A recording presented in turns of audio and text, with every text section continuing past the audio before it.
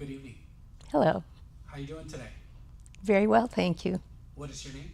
Lynn. Lynn. So do you know what you're doing here? Sort of.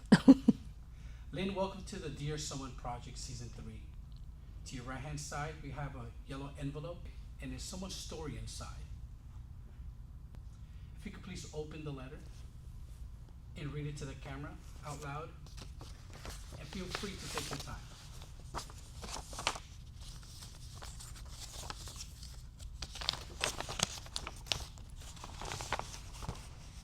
Dear someone, sometimes life can have unimaginable changes, and it's up to us to strive on and move through it. My fear of being alone led me to live through a relationship with a partner who was addicted to drugs. Because of all the trauma he caused, I could always hear his voice in my head. Those frightening whispers felt like I couldn't escape him. We lost our first child in 2012. This pain and grief took a toll on me, and after that, I felt I had no reason to stay. I tried leaving and starting a new life somewhere new, but I returned months later. In 2013, I got pregnant with our second child, and things seemed to get better for a while. We were both working, and he made the needed decision to lay off the drugs. I finally thought we were going to be okay. After a long time of crying nights, I genuinely thought we were on the right track. But right as it felt like we took a step forward, he took 3 steps back and wound up in jail. Our child was born shortly after. As you can imagine, he was not present for our child's birth. They wouldn't meet for the first time until almost 3 years later. I knew in my heart that I didn't want a broken family. I was raised with both parents and lived in the same home with my immediate family. My parents never abused drugs, went to jail or prison, so I wasn't even sure how to react. I didn't have this type of experience, but I did know that I wanted to stay away from him, but he always had a way to brainwash me to come back to him, despite the verbal and emotional abuse. Yes, I went back. He had stopped getting physical and started cleaning himself up again. In 2017, we welcomed our third child. Again, our relationship showed signs of getting better. I did everything possible to avoid raising my 3 children in a broken family. In 2018, we decided to get married. Looking back now, that wasn't the best decision for me or our children, but I was young and didn't know better. Just when I thought he was changing and things would be okay again, he went back to the drugs and drinking. All the nightmares I endured in the past came back knocking at my door. This was a devastating loop that I needed to leave from. And right before I started to plan my escape, he was sentenced to prison again. Just within months after getting married, he had been dishonest to the courts and me. He wasn't attending his treatment, which violated his probation, so he was sentenced to 3 years and 9 months. Throughout his incarceration, I supported him.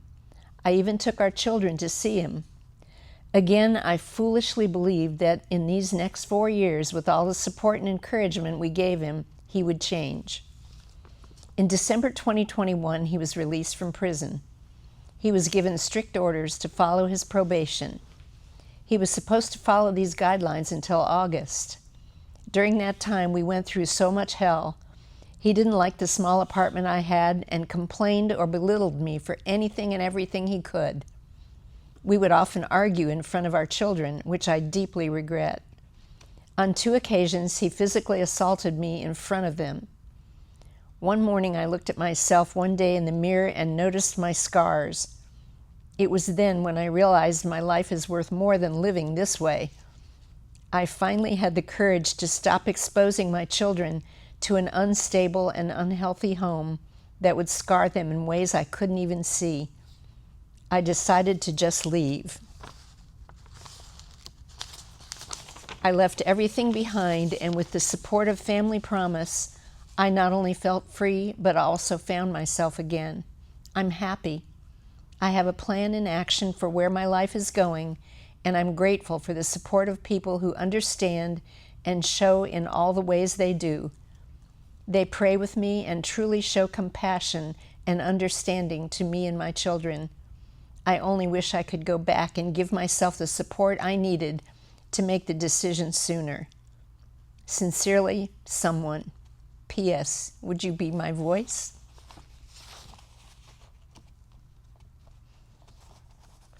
Lynn, what thoughts or emotions are you processing after reading this letter?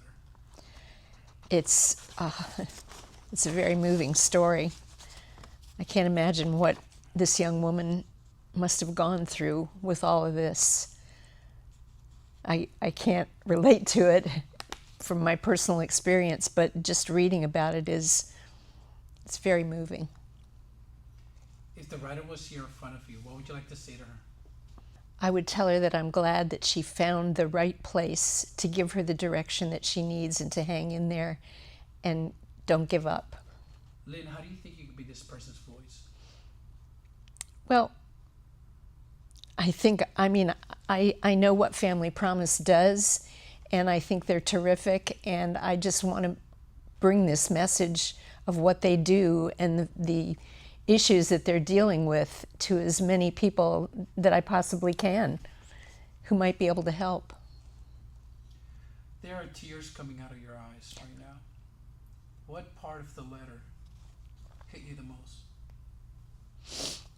Just the part about how she kept trying to make it work, and he just kept letting her down over and over and over again. She tried so hard. It's tough. Hi, my name is Lynn, and I will be your voice.